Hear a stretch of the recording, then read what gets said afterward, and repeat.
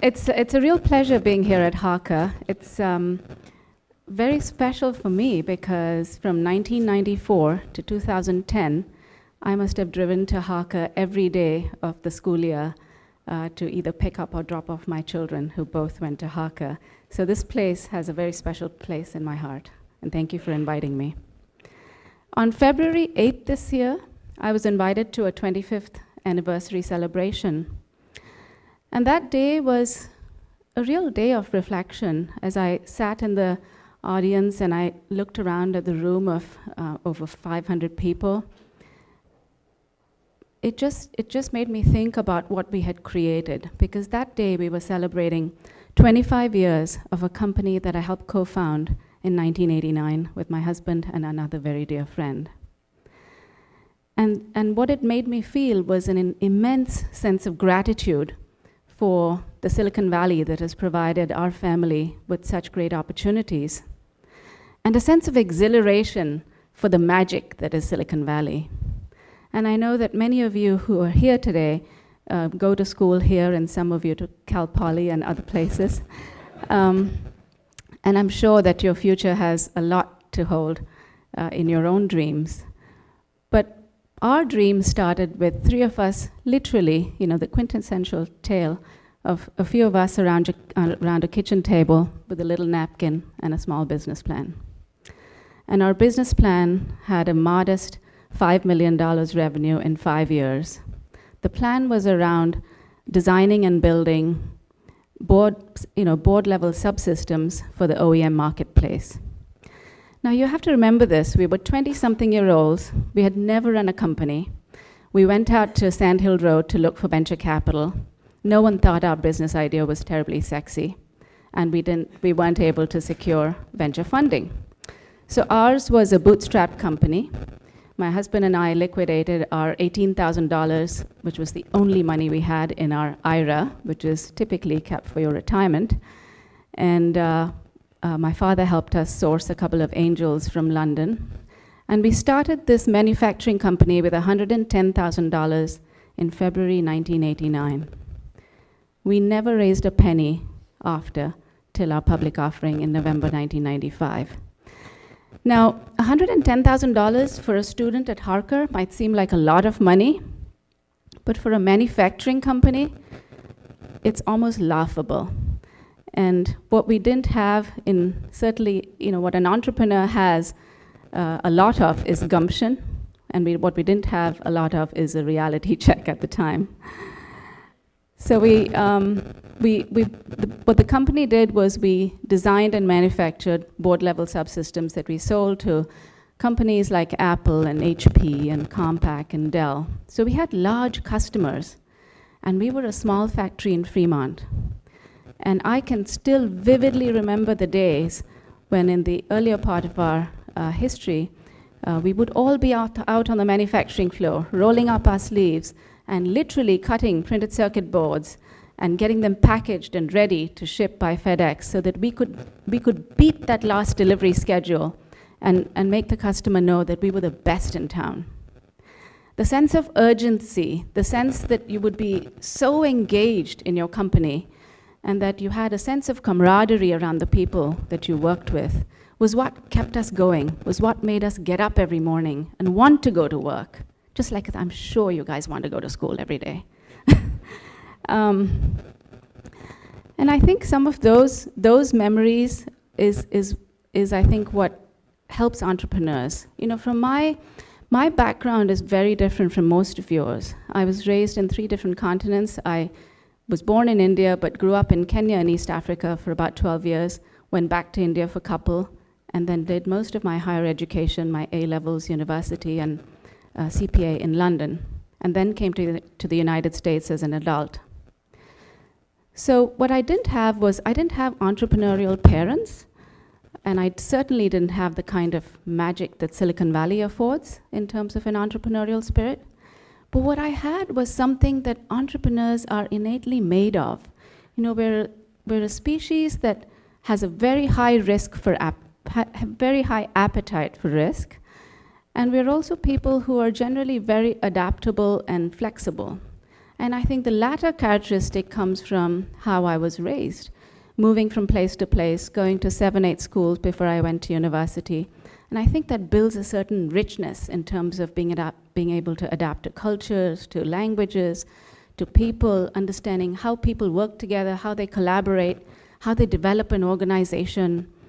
And granted, we were a small company with a group of engineers and a group of marketers and salespeople. And it's very easy to be an organization, but to be an institution means that you develop value systems, that you be the place where other people want to work. And as we saw our company develop, and as we saw early employees who worked on the factory floor, who were starting to buy their homes, their first homes, they were perhaps the first homeowner in their entire family. It gave us a great deal of pride, because it's that pride in your work and in your work ethic that fuels what you want to do every day. And I think, we felt like we were building an incredibly large family. In 1995, when we went public, we had revenues of 275 million and over 400 people. And these were all people, we knew each and every employee by name. And these were all people who were part of this big family. And we tried to keep the sense of urgency, the trying to make a difference, adding value. These were all part of our day-to-day behavior. So that was sort of the early part of my life. And as I look back, and I know that most of you in this room are at least a year or two away from having children. But one lesson I certainly do have is do not have your first child in the same year that you start your company. I certainly did that, and it was not a very smart thing to do. Fortunately, she's fine and we're all okay, but it's a harrowing experience. So moving on from being an entrepreneur in technology, and as I think about the last 14 years, in 2001, there was a very large calamity that occurred in India, a huge earthquake that killed hundreds of thousands of people. And my husband and I had just come down from climbing Mount Kilimanjaro in Tanzania. And we did what most people would do when they see a calamity on TV. We wanted to help. It's a country we both come from, but we're not really raised in. And we wrote a check that was perhaps bigger than what we'd ever written to anything before. And we wanted to make sure it went to the right people. President Clinton, at the same time, it was his vision, really. It was his vision to want to do something as Americans to help those families who had just been devastated, who got a group of us together, and we found a niche that had been untapped. That's what entrepreneurs do. We don't all have to come from tech all the time. We're trying to look for a marketplace that is not being served. We determined that back in 2001, many of the diaspora community and many people who cared about global issues, and in this particular case, issues in India, did not have a platform, a vehicle to deliver what they wanted to deliver. And thus was born the American India Foundation in 2001. Our focus is to work on educating the left out child, empowering people with livelihoods, showing someone how to fish as opposed to giving them the fish. And for the last 14 years, I've been working with this foundation, doing something that I wasn't really educated for. So I'll describe some of our programs to you, just so that you have a sense for what it is that we do. The foundation works with the most marginalized communities in India. The children of migrant workers is a community that we help educate. These are kids who come from salt pans. We in California have probably not seen this, except if you go down 84 and look at the marshes there. But these are isolated areas with enormous salt pans and very, very poor people who sit there from 4 in the morning to midday, submerged in brine and working on salt. It's a very difficult life, and their kids are just just sort of sitting around on the sidelines. And guess what they're going to be doing next? They're going to be doing the same difficult job. They have no choices. They're at the bottom of their pit.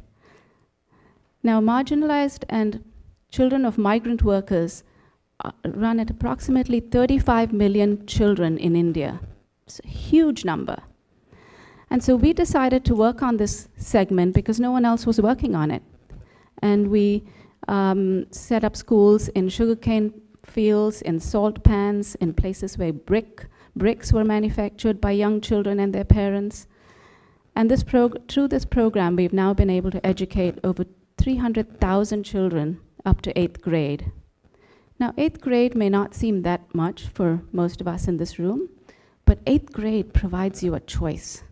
By then, you've learned how to read, write, calculate, learn a little bit of chemistry, geography, history, and it gives you a choice to perhaps go to the urban area, get some job training, get a job, not in the salt pan. And so we're very proud of this work because it's not that just that we identified a market segment that wasn't being addressed, but we worked on this market segment, we worked with the government sector, we found private partners who would help us with this, and we were able to scale the program. So with any of these programs, whether it was the company that we built with Smart Modular or whether it was an education program at the foundation, without scaling and getting it to be sustainable, you're not really making impact.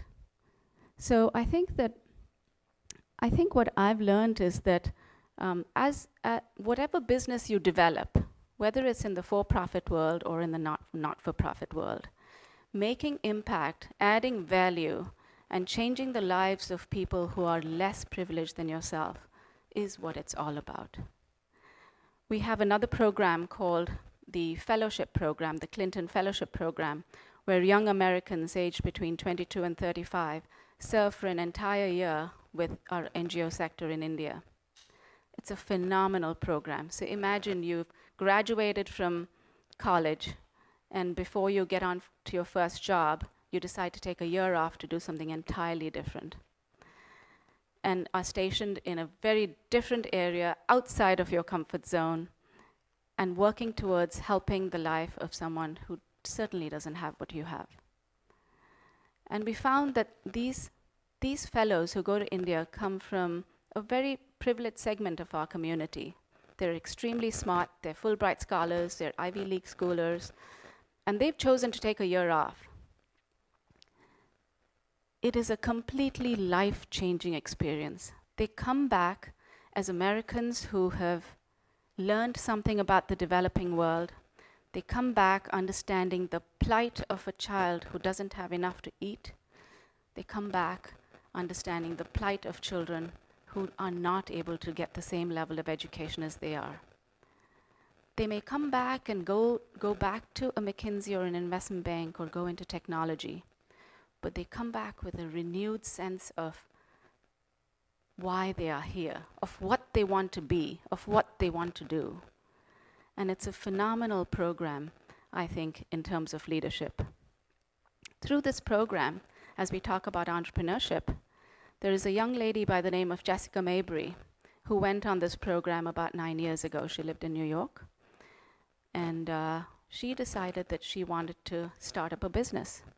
She now runs a company called Video Volunteers, which is a company that takes her passion, which is photography, and works with marginalized communities in India, helping them to market whatever work they're doing.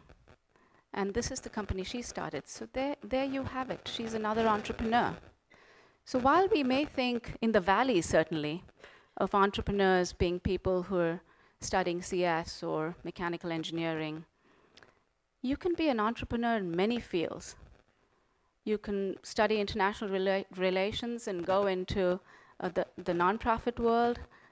When we talk about a company in the for-profit world, you think about the valuation of a company, how many people you employ, what's your revenue base, how is Wall Street looking at you, what is the return on investment. Those are the criteria we look at. But in the not-for-profit world, it's not always quantifiable. but it's certainly measurable. Is a life that you impact not measurable? Sure it is.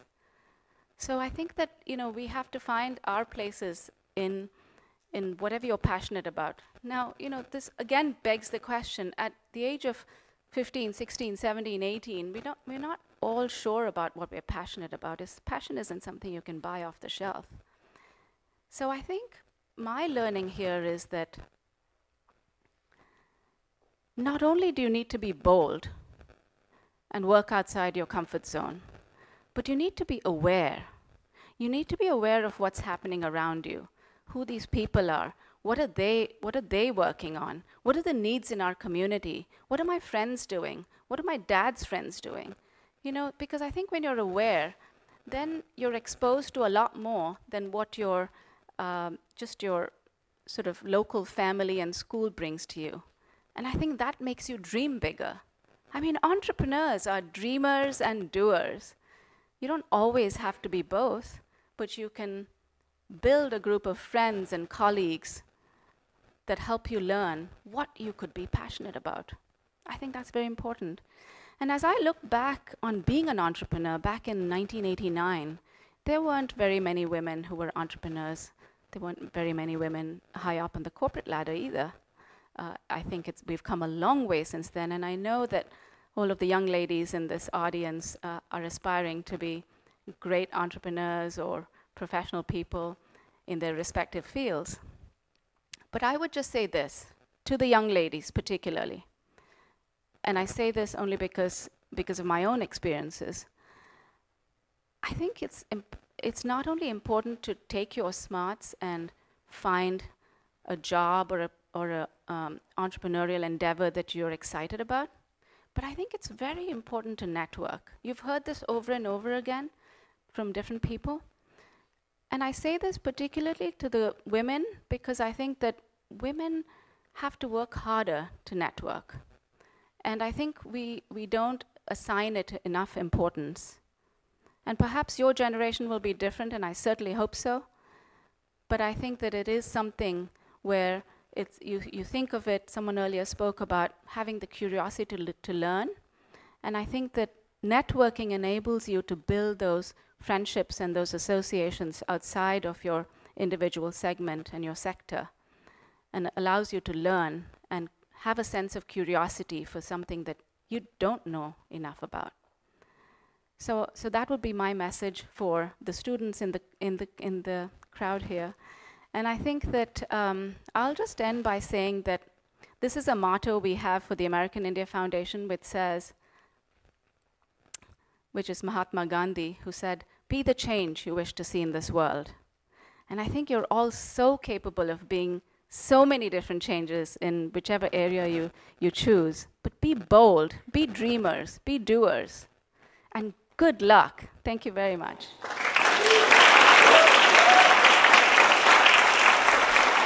How would you suggest students like us learn about social issues in other countries so that we can be better apt in tackling them? How can we be social entrepreneurs at our young age? Well, one of the regrets I have is that I sort of went through my own journey as a business person and then used my business, the little business talents I had as a social entrepreneur. But I think you can be a social entrepreneur much earlier. I think that we don't have to wait to achieve a certain level of financial stability or a certain social status before being social entrepreneurs. And I think all of you, whether you're mentoring a co-student or you think you have an idea that could help someone in another country. And I think that we have great resources in the Valley between the community foundations and many other organizations that focus on children, or it could be an area of health that you're interested in, or it could be women, Global Fund for Women, Global Fund for Children, the community foundations. There's so many ways to get data, and you just have to find something that particularly excites you and start to volunteer and be engaged. I think being engaged is the first and the most important step. You mentioned you had difficulty securing funding for your first entrepreneurial venture. What is it like starting a company without any significant investment? Very hard. We were a very frugal company. We had to work very hard to secure leasing for our equipment.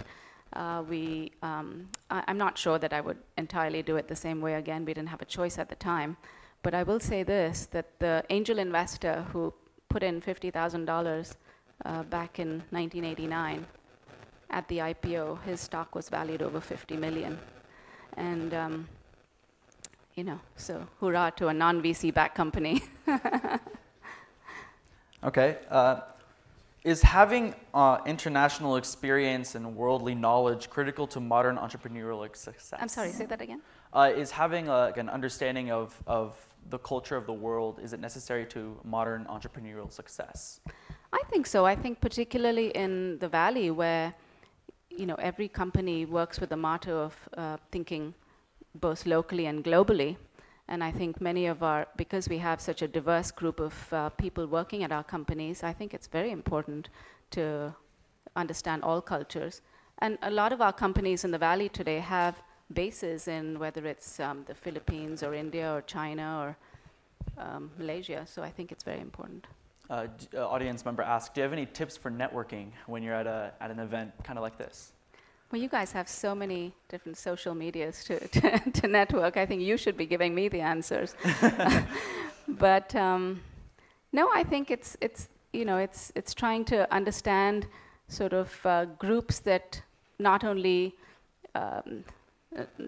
appeal to you because of your biases or your interests, but groups that that don't generally fall within your segment. And I think just keeping an eye out for that, you can do a whole lot of research and find such groups. And I think mentors is one way that you can build different networks. Do we have any questions from the audience for our speaker? So I know you differentiated between what we think of in the Valley as traditional entrepreneurship and social entrepreneurship. How much of an opportunity for crossover would you say there is between the two? I think there's a lot of, the question is the ability to cross over between business and social entrepreneurship. I think there's a lot of opportunity today. I'm finding that a number of people that I support both here and abroad are now sort of segmenting their what started off as a social entrepreneurship endeavor, segmenting that into two areas, one that has become a for-profit and one that serves the not-for-profit community. And that's sort of the way that most people are trying to do it these days, because it's sustainable and, much more importantly, it's scalable. I have a friend in the audience here who we're both involved and engaged with a group called Embrace, which builds baby blanket warmers for premature babies around developing countries. And the CEO there has also taken this company into two different segments. So it's definitely the way that the not-for-profit world is going these days. What kind of opportunities do you think this school affords kids outside of the academic space that they should use to help their entrepreneurial endeavors? Thank you, Rohan. I think that Harker is I think of Harker as a Silicon Valley within Silicon Valley. So I think that it is not only a rich environment of academic excellence, but it's an environment that fosters so many other activities, whether it's debate or sports or art or music and dance. And I think that's the magic of Harker, and I think that's the magic of the Valley, that you have you have multi-abled bodies who can add so much richness to a community.